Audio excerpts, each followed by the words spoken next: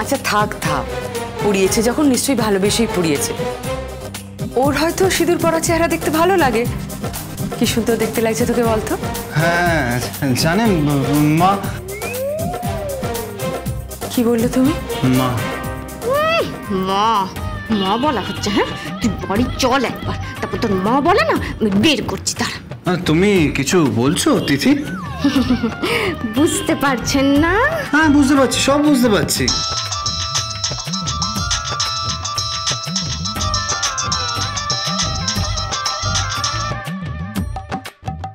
Hello, কে বলছেন? আমি আমি রুদ্রিকের ঠাম্মি বলছি। ও হ্যাঁ বলুন। মানে তিথি কোথায়? এই তো তিথি আমার সামনেই আছে। আছে? আচ্ছা, ও খুব ভালো। তাহলে ওই মানে আমি জিজ্ঞেস করছিলাম মানে রুদ্রিক কোথায়? রুদ্রিকও এখানেই আছে, মেয়ে জামাই এখানেই আছে। ও সামনেই আছে।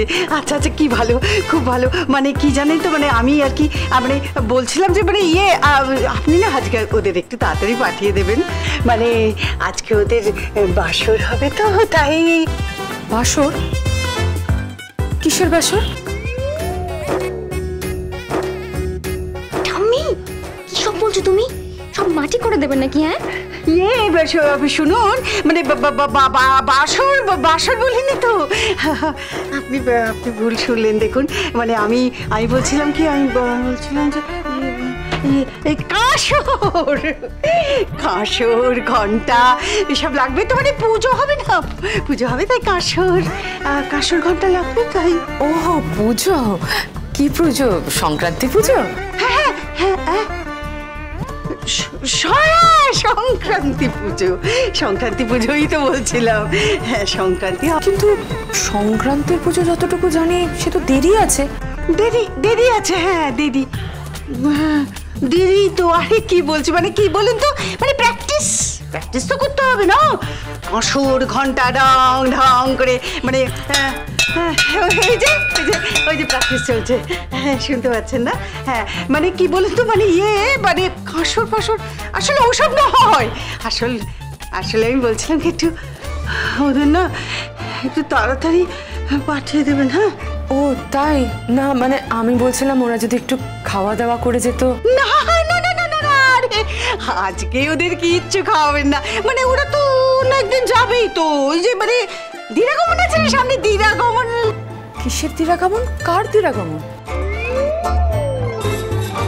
আরে আপনাকে আমি মানে কি বলুন তো, মানে আমি সবটা কিরম ভুলি, মানে মাথাটা মানে। হ্যাঁ শুনুন, মানে দিরাগমন নয়, মানে দিরাগমনের মতোই না বলুন, মানে যখনই বাপের বাড়ি যাই না কিরম আমাদের মনে হয় না বলুন, দিরাগমনে যাচ্ছি আর কি। মানে ওই একটু পাঠিয়ে দেবেন তাড়াতাড়ি। রাখি ফোনটা।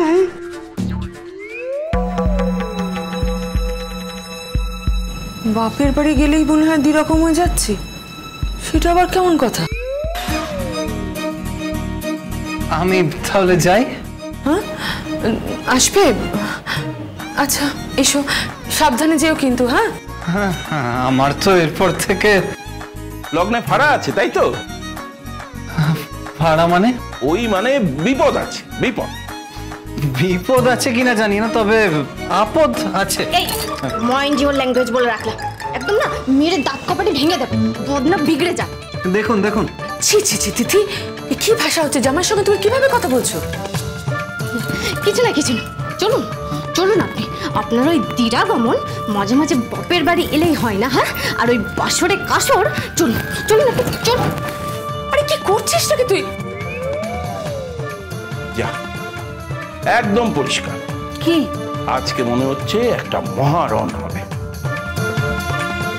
রুদ্রিক বাবা জীবনের জন্য আজ প্রার্থনা ছাড়া আর কোনো গতি নেই।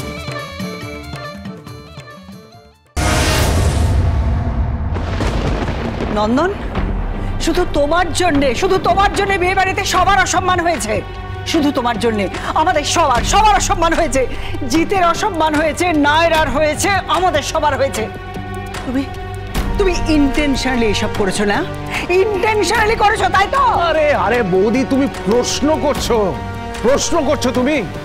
তুমি বুঝতে পারছো না যে প্রত্যেকটা ঘটনার মূলে এই মানুষটা আছে? তুমি বলো তো, এতগুলো মানুষের সামনে আমাদের মাথা কেন নিচু করে দিলে? বলো, উত্তর দাও। দাদা চুপ করে থাকবেন না, উত্তর দিন। এর পেছনে আপনার প্রশ্রয় আছে, সব বুঝতে পারছি। কেন করলেন আপনি? হ্যাঁ বলুন, কেন করলেন? আমি যা করেছি সেটা এই পরিবারের মঙ্গলের জন্য করেছি, আর তার জন্যে আমি কাউকে কোনো কৈফিয়ত দেব না। মেশো, তুমি ঠিক কোন মঙ্গলের কথা বললে বুঝলাম না। কিসের মঙ্গল?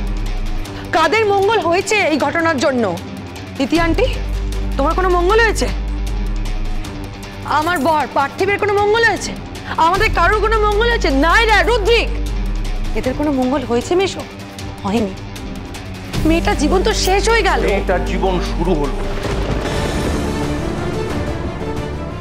মেয়েটার জীবন শুরু হলো, আর সেটা তোমরা এখন বুঝতে পারছো না, পরে বুঝতে পারবে। রুদ্রিক যদি নায়রাকে বিয়ে করতো তাহলে না রুদ্রিক সুখী হতো না নায়রা, কারণ রুদ্রিক নায়রাকে ভালোবাসে। কিন্তু ড্যাড, রুদ্রিক কিন্তু তিথিকেও কখনো ভালোবাসেনি।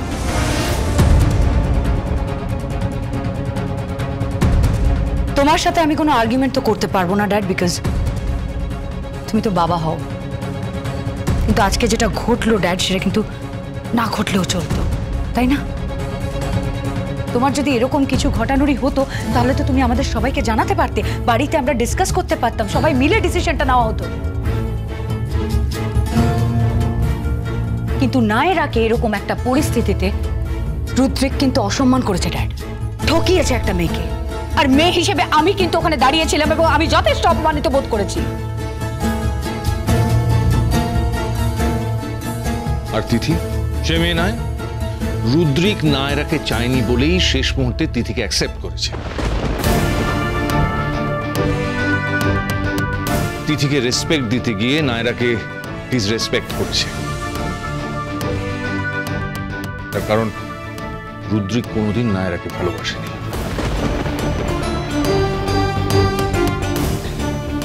শুনিতে দেখ, আমার কথা শোন, দেখ আর একটু সময় দে। আমি কিন্তু মানুষের মন পড়তে পারি। তুমি কিচ্ছু পড়তে পারো না, তুমি দিন দিন একটা ইরেসপন্সিবল মানুষ তৈরি হচ্ছে তুমি। Mind your language, don't forget যে তুমি কার সঙ্গে কথা বলছো। কার সাথে কথা বলছি আমি? বলুন দাদা, কে আপনি যে অক্লেশে পরিবারের সকলের সম্মান হানি করতে পারেন? কে আপনি যে সকলের পরিবারের... থাক, এই মুহূর্তে সবাই খুব এক্সাইটেড হয়ে পড়েছো। এখন এইসব নিয়ে আলোচনা করে কোনো লাভ নেই। সবাই যে যার ঘরে যাও, প্লিজ, যে যার রুমে যাও।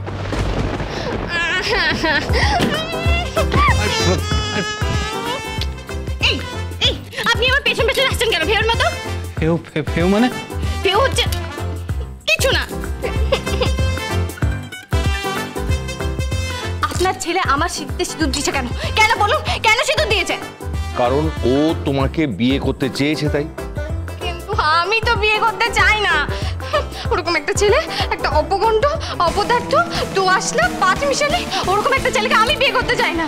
আমি যাকে বিয়ে করব সে অন্যরকম হবে, রুদ্রিকের মতো হবে না। ইচ্ছে করছে ওকে এক ঘুষি মারবো বলে রাখলা। এটা কি হচ্ছে? এটা কি হচ্ছে? এর নাম সুখ? ছেলেটা এভাবে সুখী হবে? ও তো ছেলেটাকে মারতে যাচ্ছে। এই মেয়ে, তুমি এরকম বিহেভিয়ার করছো কেন? হ্যাঁ, কেন করছো? এই আপনি একদম চুপ করে থাকুন। কি রে বাবা, কি হঠাৎ করে আবার কাঁদছো কেন তুমি? আমার শীতে সিঁদুর